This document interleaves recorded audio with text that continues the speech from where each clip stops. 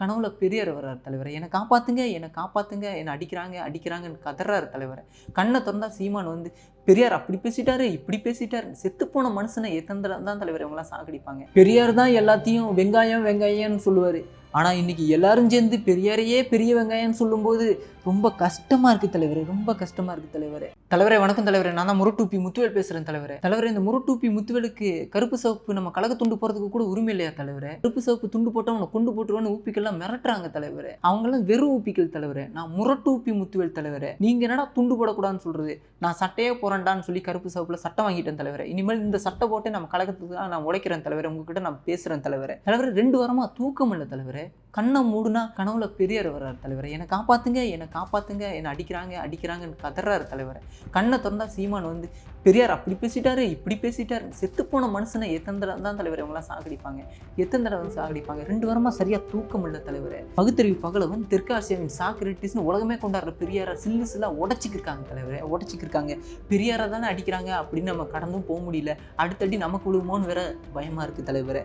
அப்படி என்ன தலைவரை பெரியார் பேசிட்டாரு? ஒருத்தனுடைய மனைவி இன்னொருத்தனை விரும்புறதுல குற்றம் இல்லை அப்படின்னு பெண்ணியம் பேசியிருக்காரு தலைவரே. பெண் உரிமை பேசியிருக்காரு. இதுலேருந்து நம்ம பெரியாருடைய கண்ணியம் என்னன்னு தெரிஞ்சுக்க வேணாமா தலைவரே? இதில் என்ன தலைவரே தப்பு இருக்கு? தமிழை காட்டுமிராண்டி மொழி அப்படின்னு பேசி அந்த மொழியை கௌரவப்படுத்தியிருக்காரு தலைவரே. இது கூட ஏன் தலைவரே உங்களுக்கு தெரிய மாட்டுது? ஒரு செய்தி ஒன்று படித்தேன் தலைவரே. துலுக்கனுக்கு இங்கே என்ன வேலை? துலுக்கனுக்கு இங்கே என்ன வேலை? அவன் ஆப்கானிஸ்தானுக்கோ பாகிஸ்தானுக்கோ போகட்டும். இந்த துலுக்கனுக்கும் இந்த நாட்டுக்கும் என்ன சம்பந்தம்? அவனுக்கு எப்படி இந்த நாடு சொந்தமாகும் அப்படின்னு எழுதியிருக்கான் தலைவரே.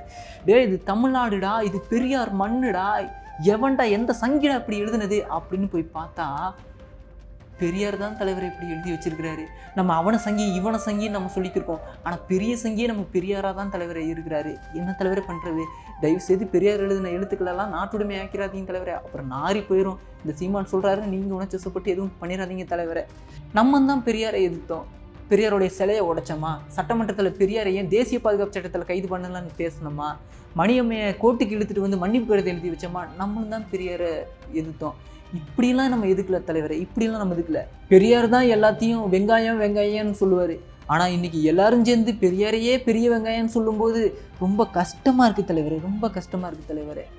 பெரியாருக்கே இந்த நிலமைனா அப்போ உங்கள் நிலைமையை நினச்சி பார்த்தா ரொம்ப பரிதாபமாக இருக்குது தலைவரே. ரொம்ப பரிதாபமாக இருக்குது.